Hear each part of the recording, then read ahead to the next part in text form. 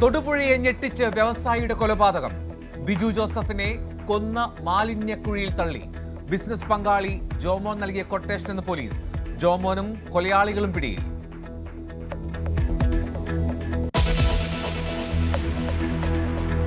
കോഴിക്കോട് ഷിബില കൊല്ലപ്പെട്ട കേസിൽ എസ്ഐക്ക് സസ്പെൻഷൻ.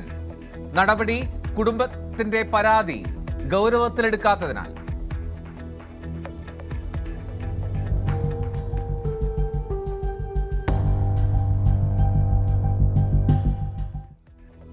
കൊച്ചിയിൽ യുവാവിനെ ഇടിച്ചു കൊല്ലാൻ ശ്രമിച്ച അക്രമി സംഘവും കാറും കസ്റ്റഡിയിൽ.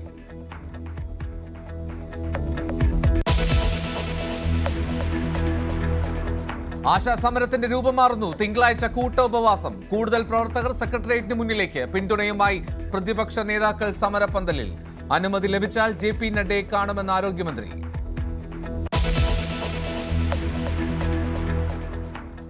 ശിശുക്ഷേമ സമിതിയിൽ വീണ്ടും ശിശുമരണം.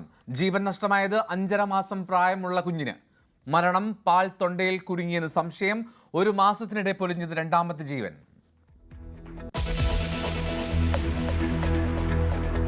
മണ്ഡല പുനർനിർണയത്തിനെതിരെ കൈകോർത്ത ദക്ഷിണേന്ത്യൻ സംസ്ഥാനങ്ങൾ. ഫെഡറലിസത്തിന്റെ നഗ്നമായ ലംഘനമെന്ന് MK സ്റ്റാലിൻ. തലയ്ക്ക് മുകളിൽ തൂങ്ങുന്ന വാളെന്ന് പിണറായി വിജയൻ.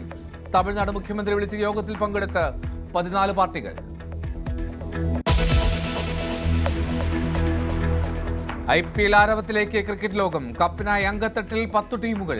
ആദ്യ പോരാട്ടത്തിന് കൊൽക്കത്തയും ബംഗളൂരുവും. മത്സരം അല്പസമയത്തിനകം ഈഡൻ ഗാർഡനിൽ.